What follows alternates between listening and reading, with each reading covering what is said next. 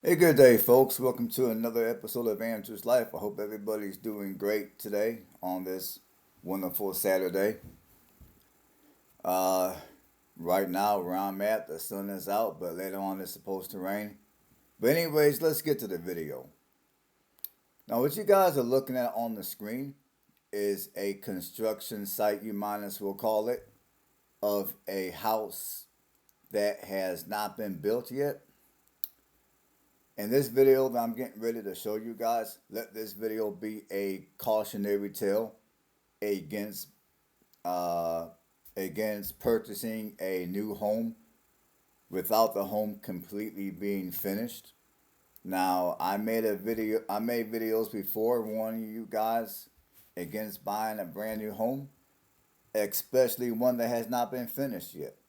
Because a lot of times, whenever you buy a new home and it has not been finished, one of two things are going to happen. A, the builder will most likely go through and they'll half-ass do the work just to hurry up so they can get you moved in. That way, they don't have to worry about being sued for any kind of a contract abridgment. Or B, kind of like what you're getting ready to listen to, they'll drag their feet, give the buyer the runaround, and then the buck, and then they'll pass the buck when it comes to whose fault it is or why things didn't get done. In this story, you're getting ready to hear, this person, they've really got played dirty. They're really dragging this individual through the mud. So let's listen to the story, and I'm gonna stop a time or two, give a quick commentary. I don't. That way, this video doesn't get flagged for any type of copyrights. So let's just get to the story here.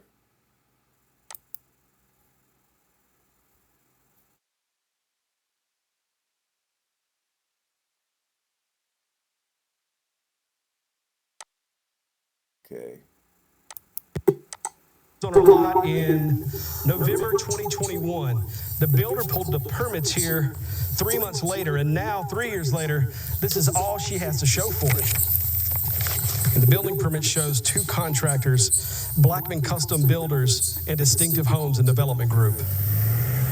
And look at all these houses. There's one, two, three, four right here within just a few hundred yards. A homeowner bought this lot in 2019.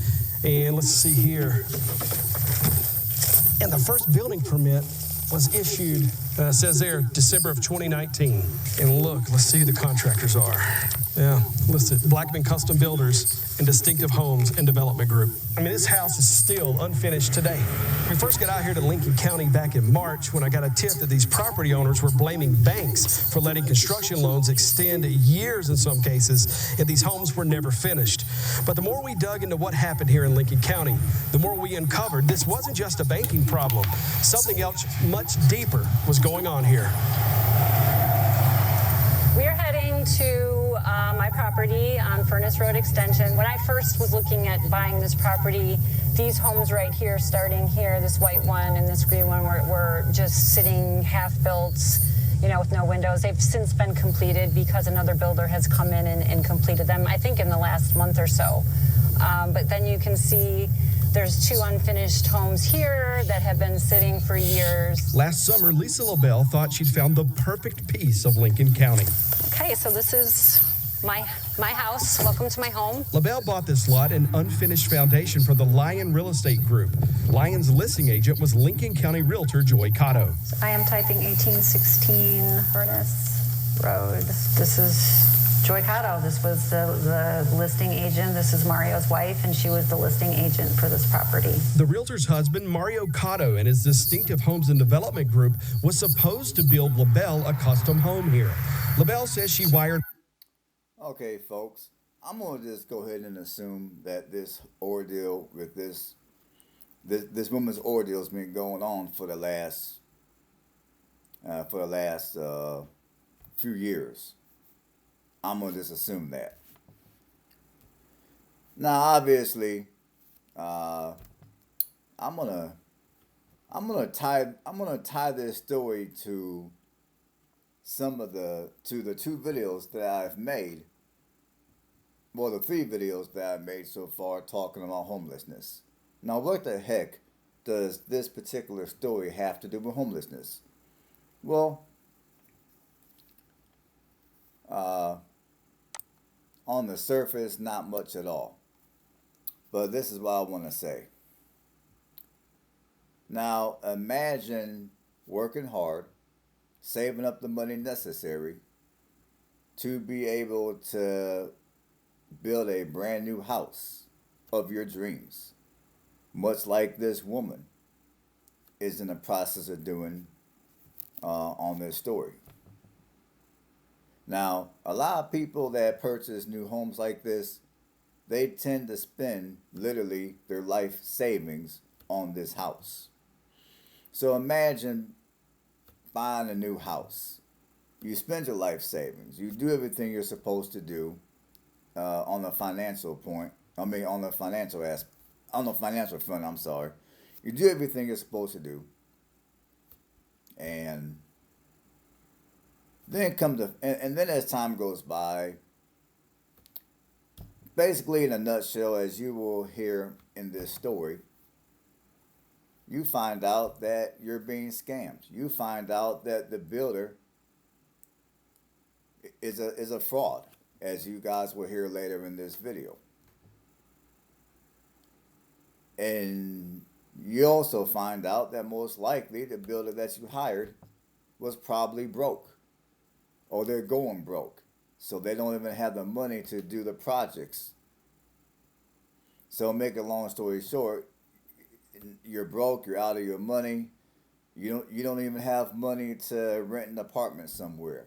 And since more and more apartments are being owned by larger institutional real estate companies, the days of the mom and pop landlord being around to maybe give you a little break because you're part of the community and they don't want to see a fellow resident citizen of their community suffer. But sadly, those days are over for the most part. So make a long story short, you're broke. You don't have any money to rent an apartment or even get a hotel room. So what happens? You become homeless. And now you're having to live out of your car, assuming that you own a car. So, and although stories like this are not common among people that end up homeless, stories like this sometimes happen before some people do become homeless. So let's keep going. I just wanted to put that out there. This is just one of the many ways that some people end up facing homelessness. Mario $150,000 to buy the land and a deposit on the bill. Then weeks went by. The mailbox belonging to Mario Cotto is full. LaBelle says Mario Cotto stopped communicating. Nothing had been done. Kept driving to the lot on the weekends. Nothing's going on. Nothing's happening. I'm finding this strange. I'm driving out there and I'm never seeing any type of work being done on any of the houses. And that was a red flag. I see all these half-built houses. Why do I never see tradesmen? North Carolina. LaBelle started digging. I started pulling all of the lots in that whole subdivision. And as I'm pulling it, doing address after address, I'm seeing that the date that the houses were purchased, and I'm having the horrific realization that none of the houses are done, and it's dating back to like 2019, 2020. Lincoln County records show 14 properties in this subdivision were all owned by Mario Cotto's Lying Real Estate Group and later sold to homeowners between 2020 and 2023. 11 of those 14 lots had building permits listing Jerome Blackman and Blackman Custom Builders as the original general contractor. Then last year, Mario Cotto transferred the permits to his Distinctive Homes and Development Group, where he's listed as a managing member along with Barbara Norman, who is also the new general contractor he used to to replace Blackman. The state's licensing board confirmed Mario Cotto is not a licensed GC. Only one of those 11 Lincolnton homes involving Mario Cotto and Jerome Blackman was ever finished. Yeah, so I have given Mr. Cotto $158,000 cash. 2 months after closing, LaBelle says nothing happened. Okay, FYI, for those of you that are in the market, you're looking to purchase a new home, at the very least that you ought to be doing, and actually your whoever you hire as a real estate agent, they ought to be suggesting that you do, is to whatever company is building your home, whoever the owner or the owners of the company are, you need to be going to your city hall and making sure that their company is A, registered with the city or registered with the county, and B, that they're actually a licensed contractor that's within good standing of the area in which they're building houses in. And also, it's good to do further research to make sure they don't have any outstanding lawsuits in any other states or in any other areas of the state where you're going to be living. Now, sometimes that could be difficult because some of these type of individuals may have went by different names in the past. So before you put money on the table, before you sign the dotted line and you put money on the table to have your home built, if you're going to take these type of chances and buy a house and pay for it without it even being built yet, at least do your due diligence when it comes to the reputation of the builder who's going to build your house. But again, personally, I'm not a fan of new construction. I've told you guys why on previous videos. But even if I were to buy new construction, I wouldn't buy it until the project is 100% finished. Meaning the house is turnkey, move-in ready. All I gotta do is turn the key and move in and put on my crap in. I don't have to be waiting around for stuff to be done. Let's continue. At her lot. The contract with Mario and Distinctive Homes and Development Group shows he was supposed to finish the job in April. In between that time, when I realized that something was terribly wrong, I reached out to this loan officer at Truliant Credit Union, Sherry Visbeck, and expressed my concerns. Sherry Visbeck knew the Furnace Road Extension subdivision well. Nearly every land home deal the Cottos made there had a construction loan with Sherry Visbeck as the loan officer. Every homeowner we spoke to confirmed that fact. And she said, well, let me reach out to him. And I said, Sherry, do you know Mario? Do you have a personal relationship? Are you a relative? Like, this is strange. And she assured me that she wasn't. And I said, well, nothing has happened at my house. Right, so something is terribly wrong. LaBelle escalated her complaints at Truliant. So now he has $300,000, and I'm extremely concerned because the project hasn't started. And I emailed a disbursement agent at Truliant and said, I think there's fraud going on here. I think a fraud is being committed against me. And I knew that if I did that, when you yell fraud at a bank, they have to investigate it. And that did work. And the next day after that conversation, framing started at my house. All of the wood was just the 2 days they were here in November of 2023. LaBelle did not stop there. She filed multiple complaints with state and federal agencies, including North Carolina Attorney General Josh Stein's office. Dear sir, the Consumer Protection Division has written you twice regarding Miss Lisa LaBelle's complaint. We have yet to receive a response stating your position. The AG's office sent letters, but Mario Cotto never responded. Instead of pushing harder, Stein's office closed its investigation. But you got a letter from the AG's office, and it essentially said, because we could not contact the person you were filing the complaints on, there's nothing we can do, we gave up. Correct. What do you think about that? It's horrifying. I was shocked. In my opinion, it's a useless process if that's the outcome. In February, Lisa LaBelle filed a... I just want to put out one more thing to you guys here.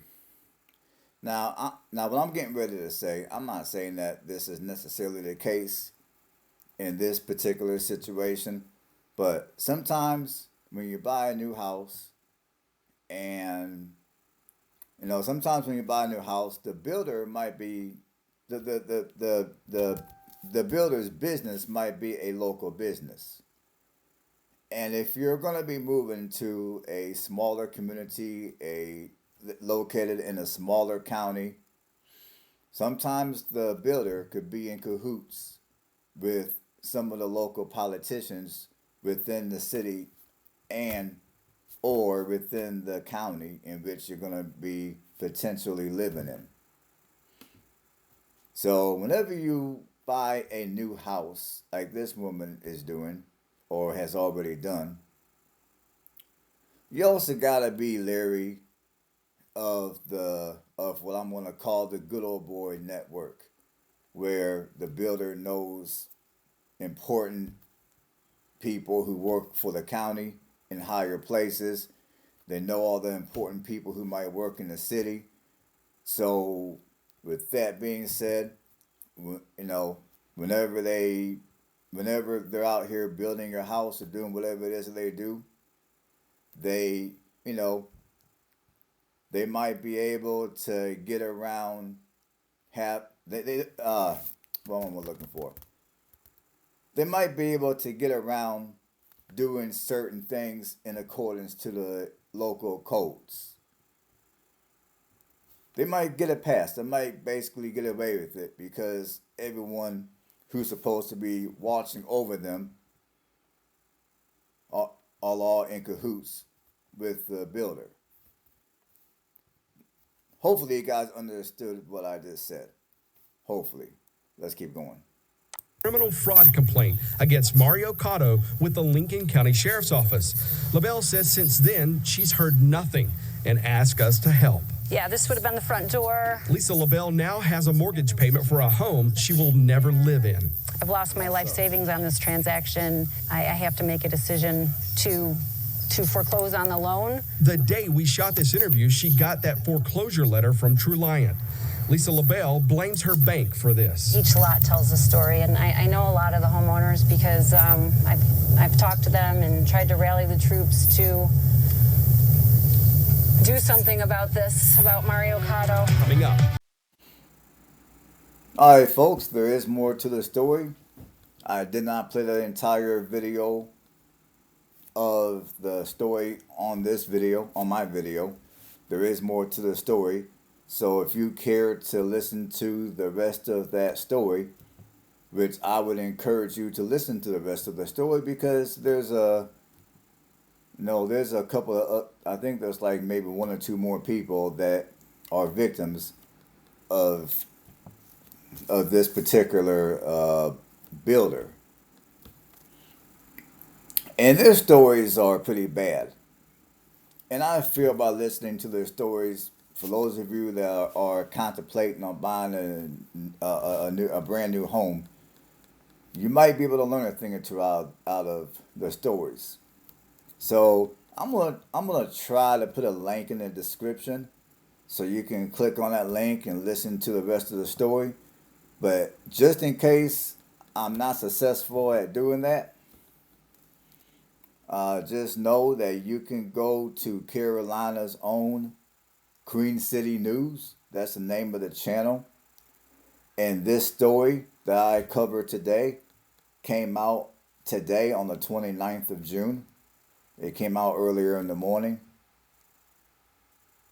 And Carolina's own Queen City News. I think I already told you that, but just in case I didn't tell you that before, you now know. And like I said, I encourage you to listen to the rest of the story. So on that note, if you like what I do on the channel, give videos like this a thumbs up. And if you haven't done so, subscribe to the channel while you're at it. And on that note, stay blessed. And whenever you're out here buying a house, especially a new house, just be cautious and make sure you're not getting finessed. Even if you're buying a pre-existing house, same thing. Be careful and try not to get finessed. On that note, stay blessed, and I'll catch you guys on the next one.